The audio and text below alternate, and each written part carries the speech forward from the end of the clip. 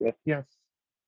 All right. Welcome to the May meeting of the Fiscal and Economics Issues Discussion Group of the Northwest Suburbs Organizing for Action, Indivisible, and All on the Line group. We go through a fact-based presentation. This one is particularly long. We have a lot of interesting things happening in the economy right now, and we've got quite a presentation here where we help you understand the facts, then help you sharpen your arguments around those facts and communicate to your audience. You are welcome to share this presentation or share the slides as widely as you'd like on any social media platform, as far as I'm concerned. Subjects today, we'll go through the update on the coronavirus, where we stand. We'll go through the labor market update. So we'll look at the unemployment rate and the labor market participation, the budget deficits and debt, which includes, we'll talk about the recently passed legislation, the American Relief Act. We'll go through some of that. The economic statistics, we're going to hit this discussion this week around inflation. There's a lot of drama around, the latest inflation reading, and we'll go into some of the merits of, is that really warranted or not? So we'll talk through some of the details there. Also, several conservatives brought up this idea of a worker shortage, that unemployment insurance is causing a lot of workers to stay on the sidelines. So we'll go through some of the pros and cons around that argument. We'll also do a recap of the sectoral balances concept, which we covered last time. We'll look at some of the international comparisons that people had requested. We'll go through some of that. And then also talk about Biden's plans, the upcoming legislation, the two major proposals that Biden has. We have the Rescue Act has already been put into legislation. That's the $1.9 trillion. And now we've got a Families Act. I'm sorry, not the infrastructure. We have the Rescue Act. Now we have infrastructure and families plans that we'll talk about. So we'll go through those. And then a couple of interesting slides, an update of our four panel slide on comparing the Democrats and Republicans. So we updated that at Bill's request.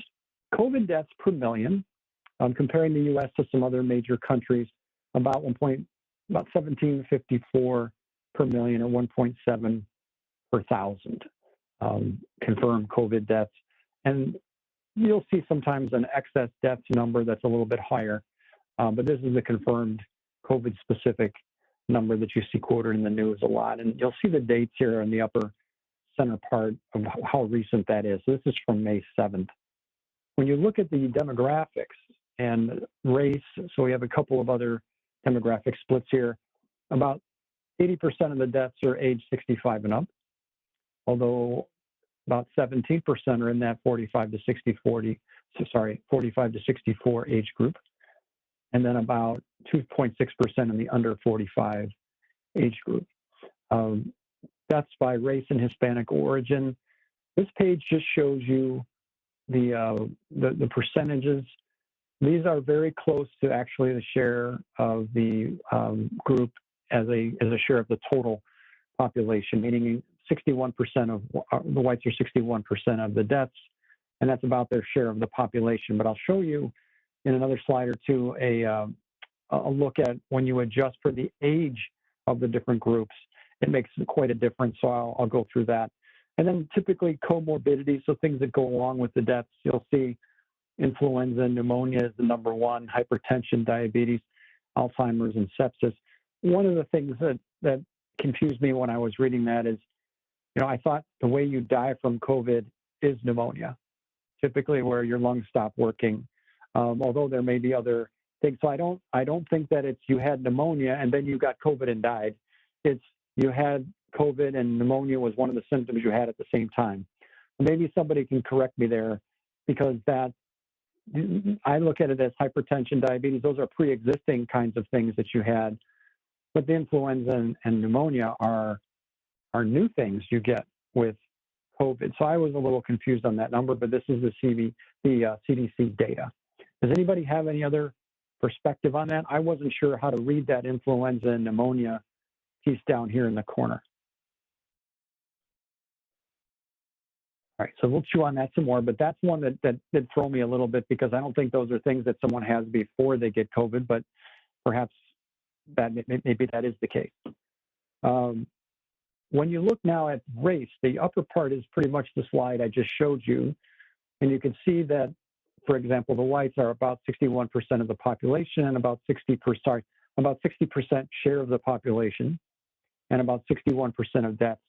Most groups are close, although you've got a bit of a flip here with the Asian and African American or Black, where Blacks fared worse than their population average and the Asians fared a little better. When you adjust now for age, though, where, for example, there are the white cohort is older than Hispanic, Black, Asian, other, you see that as a share of deaths, the whites fared very well compared to their share of the population when you adjust for age factors, but other groups did not. Hispanic, Black, well, Asians also still did well, but Hispanic and Black did much worse than you would, much worse than, when you adjust for population, they did a lot worse than when you just look at the share of the population overall. Any questions on that? It's just the Hispanics really fared badly, and there are various reasons, whether it's a question of access to health care.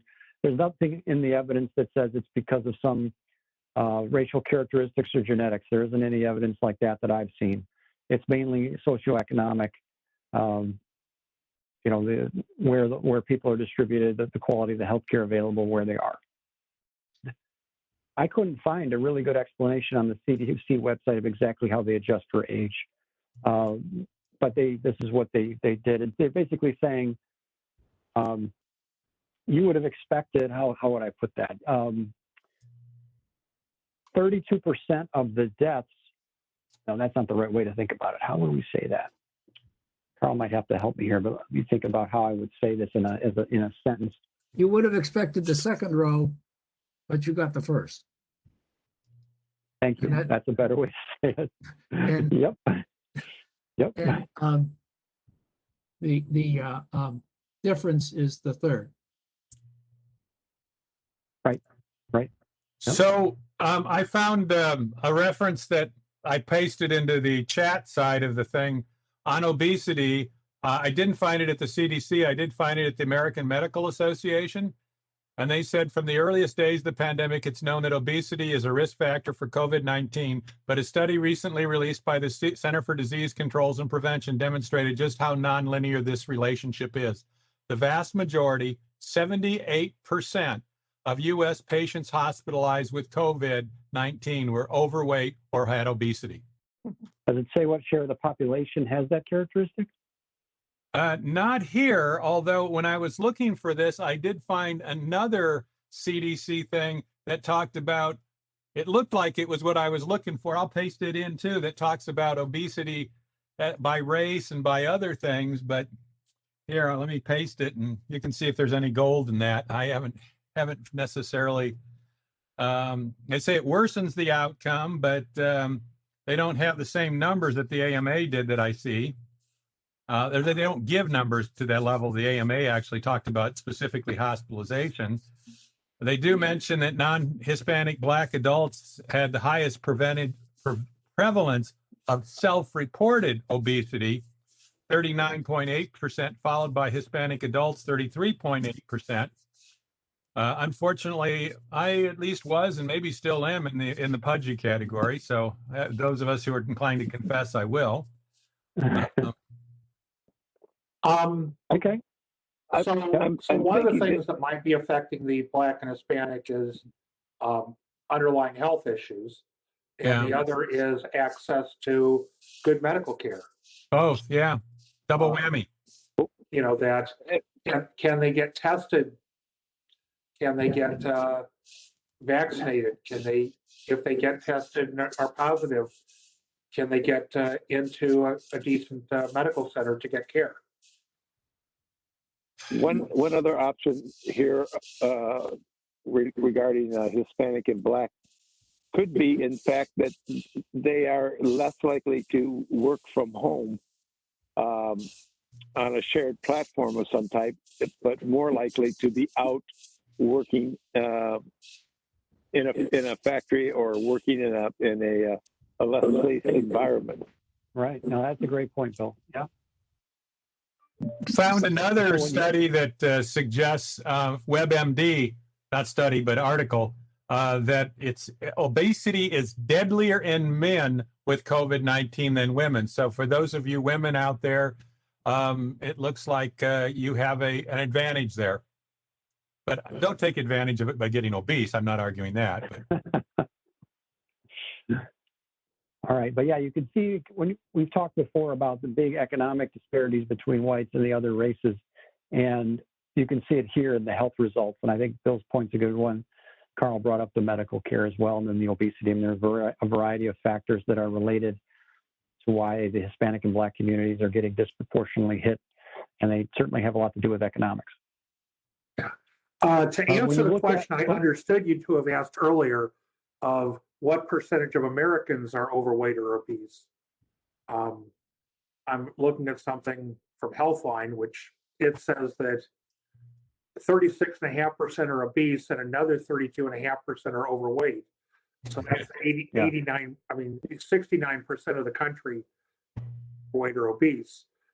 Put some context on the data that we were getting earlier, that X percentage of the people who were dying from COVID were overweight or obese, because the majority of the people in the country are overweight or obese as currently classified.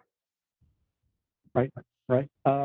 Looking at some of the recent results, 635 daily deaths, 7-day rolling average, better than the European Union. And you can see this horrible line here for India, just going through the roof. They're having a really difficult time over there. And the other chart on the right-hand side, we still have a lot of cases every day, 40,000 cases. It's down a little bit, though. You can see the trend is angling down a little bit. We were stuck sort of in this range in that 50 to 75,000 cases for a couple of months. And now we've started to get control of it. Hopefully the combination of the vaccine becoming more prevalent, and then also people hopefully taking a little bit of care as we get to the end of this. But at least that vaccine is starting to get a fair number of people, and we'll cover those statistics here in a second. But India has really just lost it. And I have to say I'm surprised that it didn't happen sooner. I don't understand why India was able to hang on so long and then lose it all of a sudden. Does anybody have any background on that, of why India might have made it so far and then just lost control of it? Yeah, I think it was they were having big political rallies and festivals. That's what I heard. Yeah. I think they were taking steps to control the virus, and then the leader of the country, for political reasons, wanted to have big political rallies, and so opened up the country too early. Yeah, that's what I was. That's a shame. And what I've heard about India also is that those numbers are likely underreported by a lot. So we'll see how that plays out over the next couple of months. When we look at vaccines now, and these numbers, I'm seeing some, it's tricky how different entities are reporting. You have to kind of be careful. But this group, our World in Data, about 46% of Americans had gotten at least one shot by May 10th. But this is not equal to the share of people that are fully vaccinated, obviously, because in most cases you need 2 doses. So they're using this 45% number to say at least 1 dose to about 45, 46% of the US population. When you look at the CDC data, and also remember, when you talk about population, you're talking about a 330 million population, not just the adult population. So now here we go to the CDC statistics. They're saying 58.5 or 59% of adults with at least 1 vaccination. 71% of seniors fully vaccinated. One thing Carl pointed out is that they're defined as having both shots, but not necessarily the 2 weeks thereafter. So by fully vaccinated, that means you've had 2 shots, not 2 shots plus 2 weeks. American Indians actually doing very well in terms of the most vaccinated, Hispanics the least. And then 38% of women fully vaccinated versus 33% of men. Men are more Republican than women. And I'll share that with you shortly in terms of why that might be, among other factors, not just political, but there are other reasons why men are sometimes stubborn about their health care. But you can see some of the statistics broken out by age here. And as you get older, you've got a better, generally higher level of full vaccination, in part because of the way this was rolled out. You had to be over a certain age to get it. And then, it's been coming down now. And so those numbers hopefully will start to flatten out in the next month when we report these. But you can see the sources down there. You can check them anytime. They're actually really, they pop right out at you. And there's a really nice chart that the CDC has. It's a one-pager that's kind of like this, so that you can probably be using that in the future. I want to put a little local spin on that. Yeah, go ahead.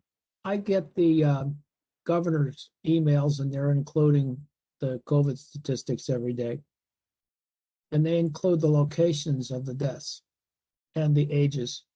I'm pretty sure I'm seeing, because I have been tallying them, a rotation. At one time, Cook County, being half the population of the state, was seeing half or a little more of the deaths. That's no longer true. Cook County is seeing fewer than half, significantly fewer than half. So we know that Cook County Health has been doing a pretty aggressive job of chasing people down and getting availability. Even my DuPage County granddaughter went over to River Forest to Triton to get her first shot. But there definitely is a rotation, which means that Illinois vaccinations are probably running much more heavily into Cook County than to downstate. Okay. I've been hearing anecdotally that Walgreens is just taking walk-ins now. That's definitely true. Yeah. Walgreens and many others. And this many thing is others. available now if you just want to get it. I had my second shot a week ago by appointment, and it was fine, and there wasn't crowded in there. I was in and out in about 10 minutes, and they did a really professional job. I was both shots I got where I was in and out of there quickly. So I really appreciated their professionalism. They did a really good job. All right. It won't surprise you that Republicans are more resistant and are lagging in terms of how vaccinated they are. So this is a bit older data. The poll was as of April 17th to 20th. It'll be interesting to see this as we get a little further out. But Democrats are way ahead in terms of vaccinations over Republicans. And I don't know, I'm hoping there's a lot of upside to that 40% on the Republican side, that it's a question that it'll be 60% the next time we look at it, but I don't know. They may be stubborn and stay there. But hopefully we will get there. Carl and I have said it a million times. Our view is that the economy will recover as people get vaccinated and return to normal behavior. And if we have a lot of prevalence of this disease out there, even if it's among just Republicans, that's going to scare off people from doing all the things that they would like to do. Just tell them it's the Trump vaccine, and maybe they'll go get it. Right. The upside is that they will get immunity. The question is how. Back to the obesity thing. If Bloomberg is trustable, and I don't know if they are as a source, but they say countries where more than half of the adults are overweight have recorded COVID-19 mortality rates in excess of 10 times those in other nations, according to a report by the World Obesity Federation. Wow, interesting. Okay. Okay. I posted that link in too. Thank you. Here's one from The Economist that compares vaccine hesitancy across the world. And here's the U.S. among the most hesitant. And then you see in Asia, it tends to be less hesitant. They seem to be more open to getting the vaccine. And then in Europe, it's sort of a mixed bag. Some are below us and some are above us. But we are not leading, that's for sure, in terms of our vaccine hesitancy. And, as I showed you on the slide prior, if everybody was a Democrat, we'd be right up there, be up in this area. Instead, we're a mix of Democrat and Republican, and we're here. So that's not wonderful, but that's where we are. And this just echoes the point I made about it. Carl and I have been saying this, that right now, TSA checkpoint volume is about 60% of what it was in 2019. It's been coming up. It's in that 60% range now. And we're getting there, but still, even with very few restrictions to going through the airport, you still have only 60% of the travel volumes that you used to have. And I expect this to keep climbing. It wouldn't shock me if it's 70%. We go up 10% a month for the next few months, but we'll see how that progresses. All this, of course, a lot of this progress depends on the vaccine continuing to be effective against the virus. I have not heard a confirmed story about a particular variant that is resistant to all these vaccines, and I don't know if anybody else has. Every now and then you'll hear a rumor, but I haven't heard anything from a really credible source saying this particular variant punches through the vaccine. Let's hope it doesn't. All right, Carl, do you want to take over and share and go through your sections? Okay, so what we see is 10 years ago, 12 years ago, we lost jobs in the Great Recession. We had a steady progress and through February of last year, and then we had 2 months of a total collapse of the job market and lost 22 million jobs. We've recovered 14 of the 22 million, so we're down about 8.2 million jobs versus the February peak. Initially, we were recovering jobs pretty quickly, but that slowed down. And in fact, we lost jobs. We lost 300,000 jobs in December. Where we're at now is deeper than any recession except the worst point of the Great Recession. But obviously, the worst point of this recession was much worse in terms of the percentage of the jobs lost. As we get the virus under control, which is primarily through use of vaccines, we're seeing jobs picking up. This is that job recovery by month. We lost the jobs in March and April last year. We recovered just under 3 million in May, almost 5 million in June, over 1.5 million in July and August, and then it dropped off. I'm going to steal a little bit of thunder from later because obviously we've all been reading about how the reason we had such poor job gains in April was because of that extra $300 a week. So if that were true, we would expect that when we had supplemental unemployment benefits, that job growth would be low, and when we didn't have it, job growth would be high. So let's look at the data. We had the $600 back here when job growth was the highest. When we lost that 600 and had no supplemental was when we went down to the negative in December, and when we started adding the $300 a week, we went ahead and started gaining jobs again, although the seasonally adjusted number this month is pretty, is much lower than what people were expecting. But it kind of argues against the idea that somehow lack of job growth has anything to do with the $300. The other thing to look at, just as an aside, is the unadjusted numbers. We actually did add over 1 million jobs last month. The difference is that the adjusted number was 266,000. So that also argues it's not that people are hesitant to get jobs, it's just something else is going on in the data. We have a lot of people, and I think there's two, and David will cover this in more detail later, there's two major things. One is that risk of working in an environment where you're exposed to the virus, especially bartender, wait staff, working around people who are not masked, or any job with the current rules that got announced last week. And then the other is childcare.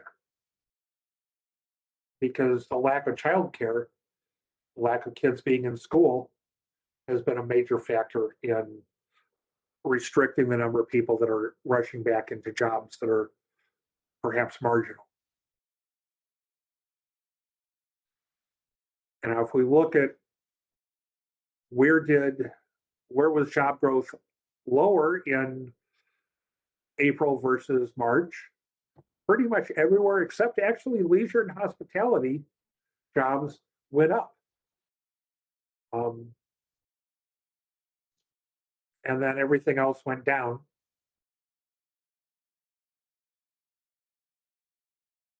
This is just the 2 months. Now, if we look at versus February of 2020, we see that leisure and hospitality still have the furthest to go in terms of getting back to where they were. And other sectors of the economy, mining and logging, information, other services, government, also need to add jobs to catch up. Unemployment rate has been coming down since the peak. The peak unemployment was just under 15% back in last April. It's now down to 6.1%, up 0.1% in March. And that's mainly due to the number of people in the labor market went up by 400,000 people, 430,000. So the number of unemployed people only went up by 100,000, but the labor force went up a lot.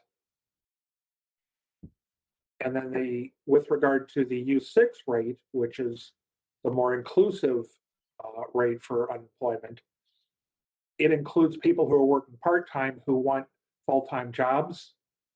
And there was a big drop in this group from 5.8 million to 5.2 million, or a decline of almost 600,000 people. So that's why the U6 rate went down, even though the U3 rate went up. And if you have questions, feel free to speak up.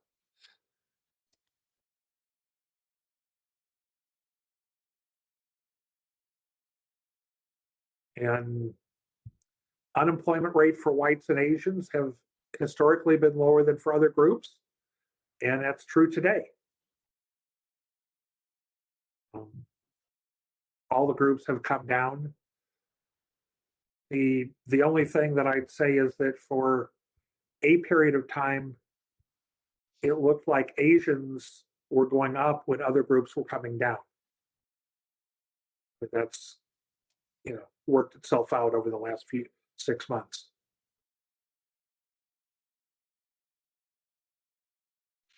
Unemployment levels for men and women,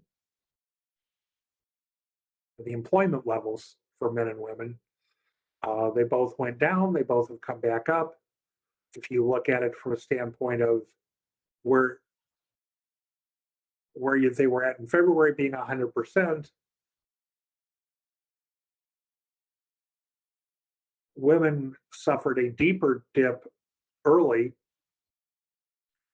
but as of now have pretty much come back. Well, as of March, they pretty much come back. There was separation again in April, where most of the jobs in April went to men, not women. And again, I don't know, that's under the seasonally adjusted numbers.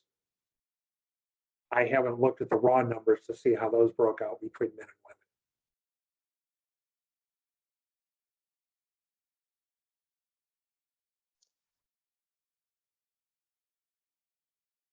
women. And again, the labor force went down, went up, but what we see is that where in April the labor force for men went up, the labor force for women went down, and it's a little more flat. And it's still showing not as recovered as the men at this point.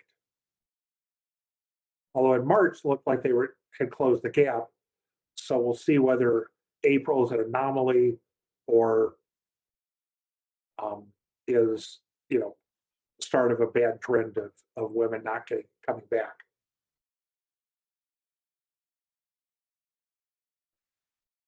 Employment to population ratio for the prime working age 25 to 54 group is not back to where it was, but it continues to climb and get higher. So the trend is in the right direction. But again, if we're down 8.2 million jobs, there's still a lot of recovery that needs to happen to get to where we need to be. Especially 8.2 million versus last February means that we're probably down 9 or 10 or even 11 million jobs versus where we would have been if we hadn't gone into the recession. Continuing claims for unemployment. Now, new claims have been coming down. Continuing claims have been coming down. A year ago, they were 21.8 million. Now they're at 16.8 million. On the other hand, they actually went up in the last week of data that we're seeing. So unemployment claims are, in terms of continuing, not just new, but the ongoing, we're continuing to see a number of people who are still on unemployment. It'll be interesting to see how that's affected by the states that are doing away with the supplemental unemployment insurance benefits, and whether that causes people to go off unemployment or whether they'll continue to be on unemployment and just not get enough money to live on.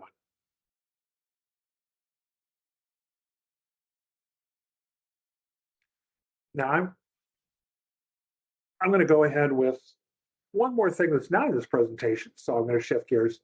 The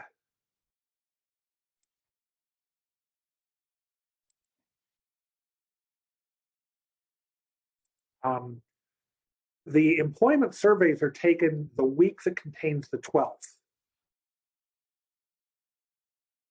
And what that means is that the May data was based upon last week.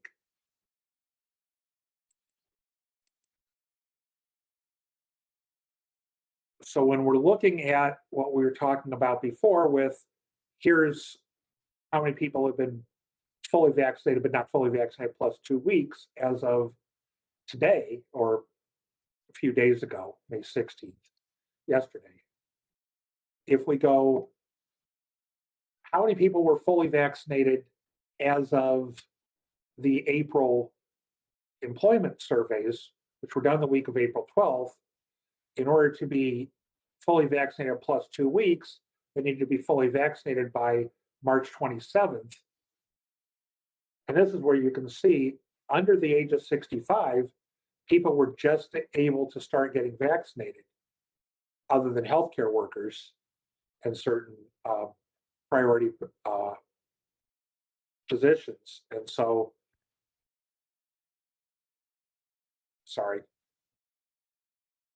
you're looking at numbers of 16.1% all the way down to 6.9%. Now, if we go to what's going to be in the May number, so we look at April 27th, we see that all those numbers have more than doubled. So just based on this, I would expect we'd see a lot less hesitancy based upon fear of getting the disease in terms of people going back and taking jobs. On the other hand, the thing that's going to hurt us is that the pipeline shutdown was last week during the week of the employment surveys. And that's not going to help job growth for the current month.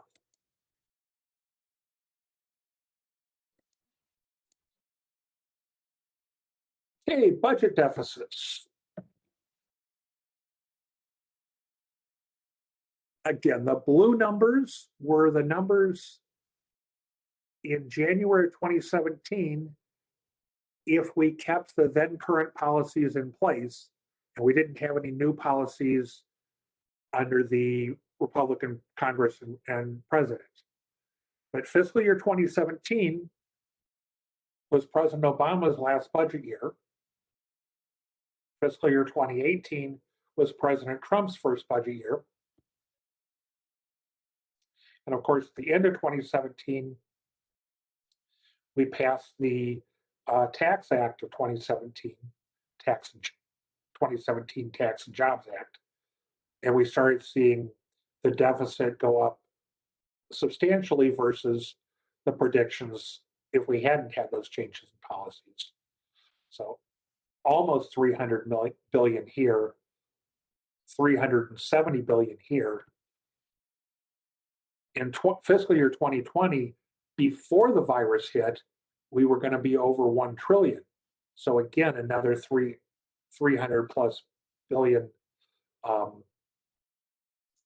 versus the pre-Trump forecast. And then, of course, the virus hit, and we did a lot of things to try and keep people from starving and to keep the economy moving at all. And so we had a $3.1 trillion deficit. And we're expecting this year to have a $3.4 trillion deficit, which is, again, fiscal year 2021 started October 1st of last year. So it's actually Trump's last budget year. The CBO is forecasting a $2.2 trillion deficit when Trump left office. But a fair number of things that were in the American Rescue Plan, the biggest ticket item, the $1,400 checks, was something that Trump was arguing for. So including this as a Trump number is not really, most of it is a Trump number.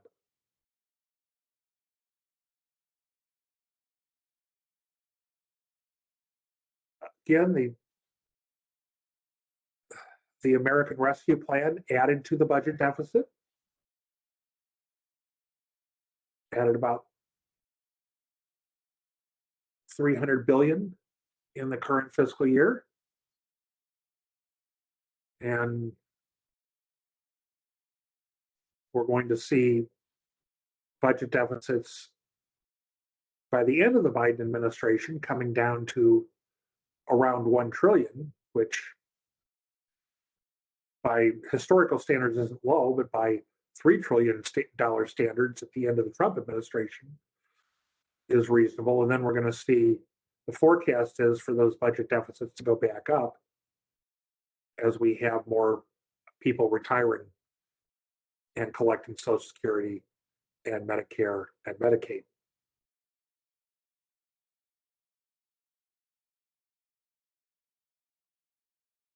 So again, the $1,400 checks was something that Trump was for.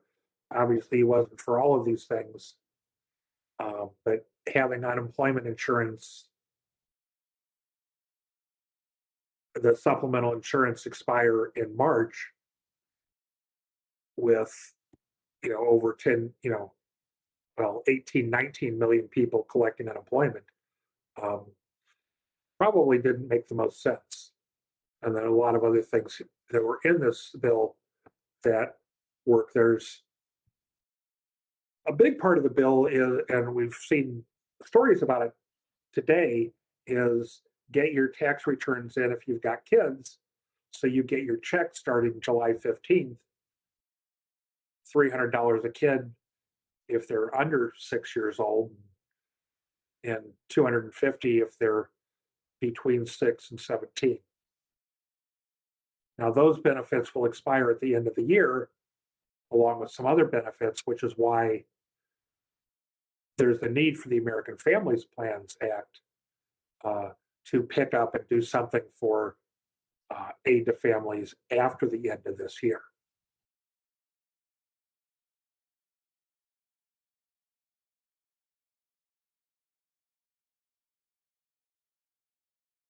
And again, this is just what's in the American Rescue Plan.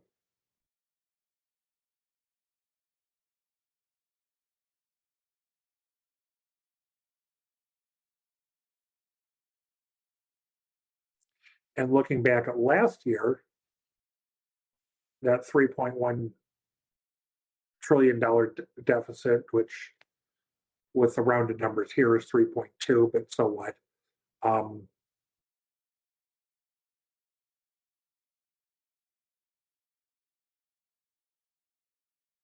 Big number, big increase in discretionary, but also in mandatory spending.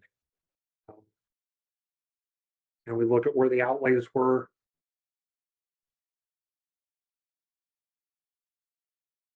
Social Security is a big thing, Medicare. Non-defense spending, discretionary spending was a big item last year, as was other, where historically those are not nearly as big items.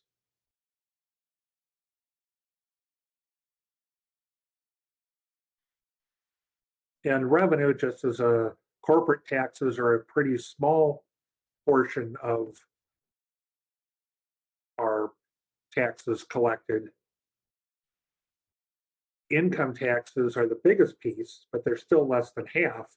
And payroll taxes are almost, pretty close to the size of individual income taxes. So our Republican friends like to talk about the fact that over 40% of the population doesn't pay federal income taxes, and ignore the fact that they do pay payroll taxes. And that for many people, those are as big or bigger than what the top 1% are paying in income taxes and combined income and payroll taxes, because they're not paying payroll taxes. They're treating their income in some form other than wages for tax purposes. And then a big thing that we're talking about, and we'll see it later, is how much what's the uncollected taxes? And different people, Janet Yellen thinks it may be as much as 7 trillion over a decade. The IRS estimates it may be 4.4 trillion over a decade. Biden's American Families Plan includes extra money for IRS collection capabilities to try and get and collect a lot of the money that's falling through the cracks right now with people underreporting their income. So this is a big piece of if only part of the American Families Plan passes, this is a piece that definitely should pass. So we don't have people at the high end cheating to the extent that they do. And this is the IRS research and academics.